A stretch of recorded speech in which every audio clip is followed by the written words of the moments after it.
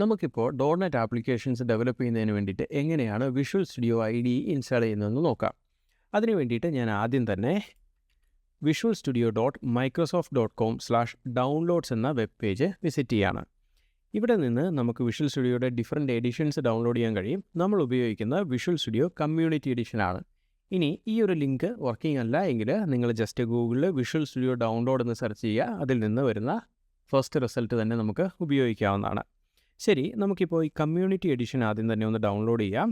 ഇതൊരു ചെറിയ online installer മാത്രമാണ്. നമ്മൾ ഈ ഇൻസ്റ്റാളർ ഉപയോഗിച്ചായിരിക്കും വിഷ്വൽ സ്റ്റുഡിയോയുടെ ബാക്കിയുള്ള നമ്മുടെ റിക്വയർഡ് ആയിട്ടുള്ള വർക്ക് ലോഡ്സ് ഒക്കെ ഇൻസ്റ്റാൾ ചെയ്യുന്നത്. ശരി, നമുക്കിപ്പോൾ നമ്മുടെ ഇൻസ്റ്റാളർ ഡൗൺലോഡ് ആയിട്ടുണ്ട്. അതിനുശേഷം നമുക്ക് ആ ഇൻസ്റ്റാളർ ഒന്ന് ഓപ്പൺ ചെയ്യാം. ഇനി അതിനുശേഷം നമ്മളിവിടെ കണ്ടിന്യൂ ക്ലിക്ക് ചെയ്യുന്നു.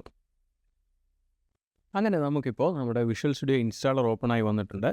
ഈ ഒരു പേജിലാണ് നമ്മൾ ആവശ്യമായിട്ടുള്ള ഫീച്ചേഴ്സ് സെലക്ട് ചെയ്യുന്നത് നമുക്ക് പറയാം. അതായത് വർക്ക് ലോഡ്സ് സെലക്ട് ചെയ്യുക എന്ന് പറയും. ഇപ്പോൾ നമുക്ക് വിഷ്വൽ സ്റ്റുഡിയോ ഉപയോഗിച്ചുകൊണ്ട് ഡോട്ട്നെറ്റ് വെബ് ആപ്ലിക്കേഷൻസ് ചെയ്യണമെങ്കിൽ നമ്മൾ ASP.NET ആൻഡ് വെബ് ഡെവലപ്മെൻറ്റ് എന്ന വർക്ക് ലോഡ് ഇൻസ്റ്റാൾ ചെയ്യേണ്ടതായിട്ടുണ്ട്. ഇനി അതുകൂടാതെ തന്നെ നമുക്ക് ഡോട്ട്നെറ്റ് ഡെസ്ക്ടോപ്പ് ആപ്ലിക്കേഷൻസ് ഡെവലപ്പ് ചെയ്യാനാണ് ആഗ്രഹമെങ്കിൽ നമ്മൾ ഈ ഒരു ഓപ്ഷനാണ് തിരഞ്ഞെടുക്കേണ്ടത്. ഇപ്പോൾ ഞാനിവിടെ ഡോട്ട്നെറ്റ് വെബ് ഡെവലപ്മെൻറ്റും അതേപോലെ തന്നെ ഡോട്ട്നെറ്റ് ഡെസ്ക്ടോപ്പ് ഡെവലപ്മെൻറ്റും എന്നീ 2 ഓപ്ഷൻസാണ് തിരഞ്ഞെടുക്കുന്നത്. ഇനി അതിനുശേഷം നമുക്കിവിടെ റൈറ്റ് സൈഡിലായിട്ട് ഇൻസ്റ്റാൾ എന്ന ഓപ്ഷനുണ്ട്. നമുക്ക് ആ ബട്ടണിലൊന്ന് ക്ലിക്ക് ചെയ്യാം.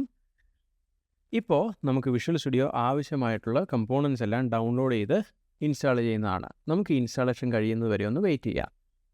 അങ്ങനെ ഇപ്പോൾ നമ്മുടെ വിഷ്വൽ സ്റ്റുഡിയോയുടെ ഇൻസ്റ്റാളേഷൻ ഇവിടെ കഴിഞ്ഞിരിക്കുകയാണ്. അതിനുശേഷം നമുക്ക് ഈ ഇൻസ്റ്റാളർ ഒന്ന് ക്ലോസ് ചെയ്യാം. അതിനുശേഷം ജസ്റ്റ് നമ്മൾ വിൻഡോസിൻ്റെ സെർച്ചിൽ വിഷ്വൽ സ്റ്റുഡിയോ എന്ന് സെർച്ച് ചെയ്യുന്നു. ഇപ്പോൾ നമുക്ക് കുറച്ച് ഓപ്ഷൻസ് വന്നിട്ടുണ്ട്. അതിൽ നിന്ന് നമുക്ക് വിഷ്വൽ സ്റ്റുഡിയോ ഓപ്പൺ ചെയ്യാം. അതിനുശേഷം നിങ്ങൾക്കൊരു മൈക്രോസോഫ്റ്റ് അക്കൗണ്ട് ഉണ്ട് എങ്കിൽ അതുപയോഗിച്ച് നമുക്കിവിടെ സൈൻ ഇൻ ചെയ്യാവുന്നതാണ്. അല്ലെങ്കിൽ നമുക്കിവിടെ മേ ബി ലേറ്റർ എന്ന ഓപ്ഷൻ തിരഞ്ഞെടുക്കാം. അങ്ങനെ നമ്മളിപ്പോൾ വിഷ്വൽ സ്റ്റുഡിയോ സക്സസ്ഫുള്ളി നമ്മുടെ കമ്പ്യൂട്ടറിൽ ഇൻസ്റ്റാൾ ചെയ്തിട്ടുണ്ട്. ഇനി നമുക്ക് വിഷ്വൽ സ്റ്റുഡിയോ ഉപയോഗിച്ചുകൊണ്ട് എങ്ങനെയാണ് ഒരു കൺസോൾ ആപ്ലിക്കേഷൻ ക്രിയേറ്റ് ചെയ്യുന്നതെന്ന് നോക്കാം.